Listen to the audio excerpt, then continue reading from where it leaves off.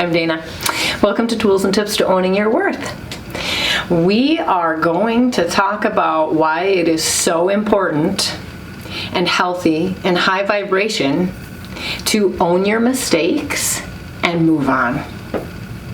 So, society in general, okay, I don't like to stereotype, but society in general has a hard time with saying, you know what, I didn't show up as my best self that day. I have things I need to work on, or I was wrong.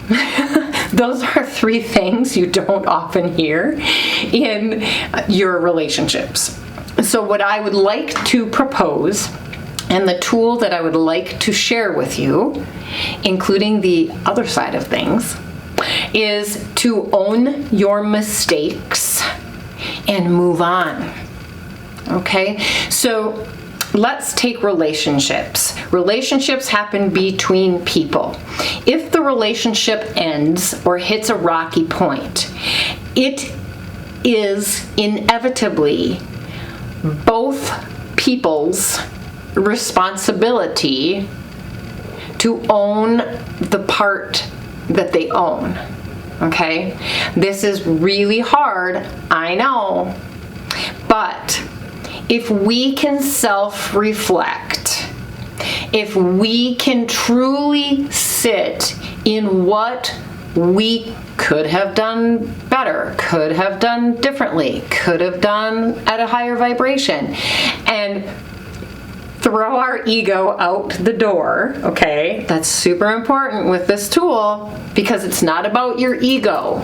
It's about simply growing and improving how we communicate with others by owning what we own.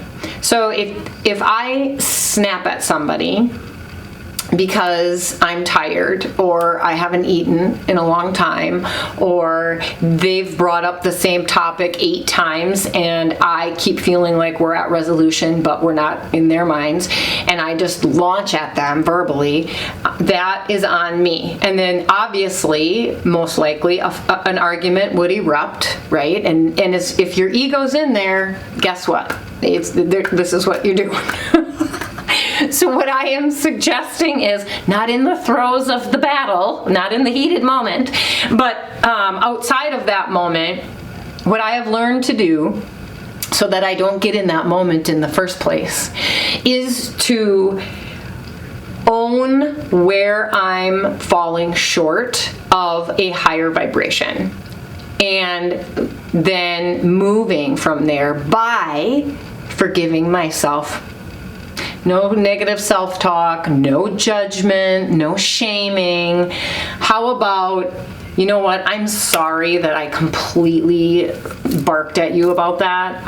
I'm wrong. I hadn't eaten in a long time. That's no excuse.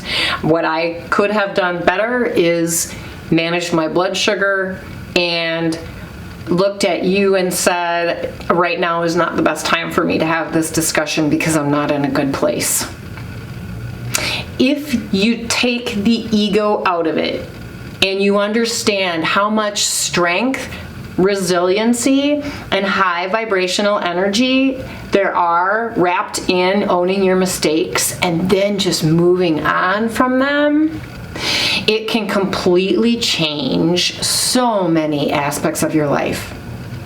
The other thing that I wanted to bring up in this particular episode is using, because I used to do this, using the ownership of the mistake to negate it.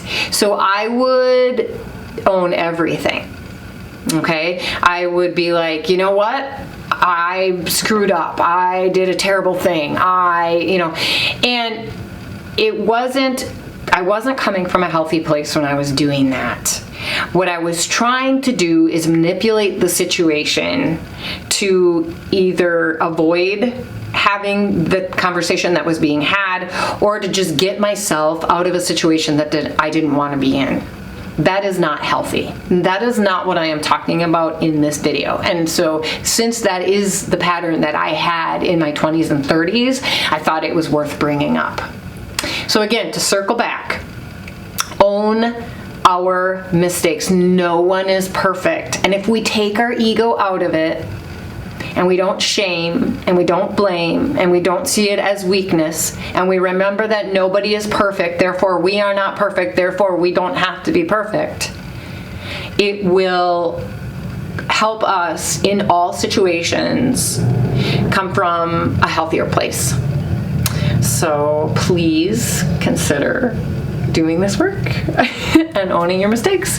Thank you so much to my subscribers. I appreciate you. Any comments on this topic or any suggestions for other topics are highly recommended, and I just appreciate you all so very, very much. Until next time, namaste.